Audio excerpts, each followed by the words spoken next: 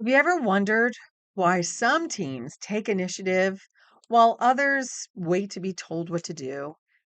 Many leaders assume that this is about motivation, but it's often something else entirely. I'm Dr. Julie Donley, and I help leaders to reduce stress by improving how they communicate, connect, and lead. And one of the things that my doctoral research reinforced is that leaders play a significant role in creating the work environment that people experience every day.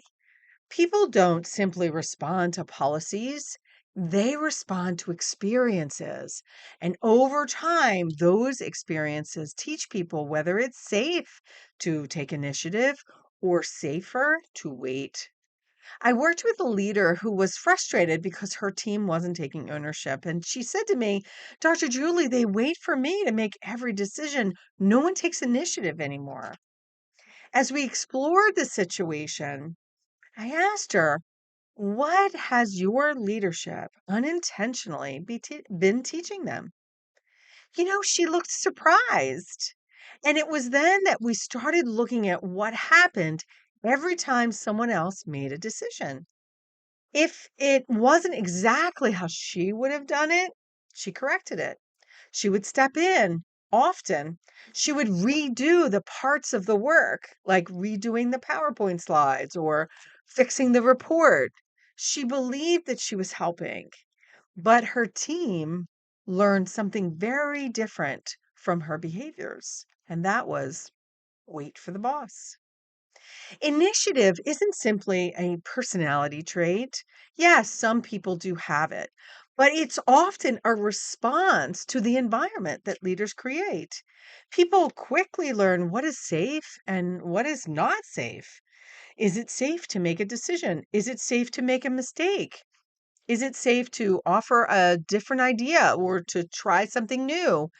If the answer is no, then people stop taking initiative, not because they don't care or they don't want to, but because they shrink because waiting feels safer than risking criticism or the humiliation of not doing it the way the leader wants it done. So here are some practical strategies for you to overcome this. If you want more initiative, start by looking at the environment that you're creating.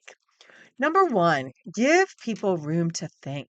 Resist the urge to answer every question. Ask them, what do you think about this?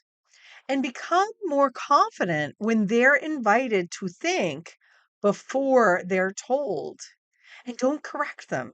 If you would do it differently, but their way will produce the similar outcome than what you're looking for, then let them run with it. You don't have to be the one with all the answers. The second strategy here is to respond calmly when mistakes happen. If every mistake leads to criticism, then people quickly learn that waiting and not doing is the safer option. So treat mistakes as opportunities to learn, not reasons to withdraw responsibility. The third strategy here is to avoid taking work back. When someone takes ownership, allow them to own it. Coach them, support them, but don't automatically step in simply because you would do it faster or maybe a different way. And the fourth strategy here is to recognize initiative when you see it. So don't wait until the outcome is perfect. Notice when people do step up and think independently and take action, when they offer ideas, when they solve a problem, or when they take an appropriate risk. When leaders notice that initiative, then people begin to see it as part of the culture that's being created. If your team isn't taking initiative, don't ask, what's wrong with my people? Instead, ask, what has my leadership been teaching them and how can I shift that? Because leaders create the work environment that people experience. And over time, that environment teaches people whether to step forward or to wait to be told what to do. When you intentionally create a healthy, positive work environment built on trust, respect, and safety and thoughtful coaching, then initiative follows. So take a moment to reflect on your leadership. What might your team have learned from your behaviors, from the way that you've responded to mistakes and decisions or new ideas? And what is one thing that you could do this week to create an environment where people feel more confident stepping forward? Now, if today's conversation resonated with you, then you'll find these principles throughout my award winning book, Leading at the Speed of People.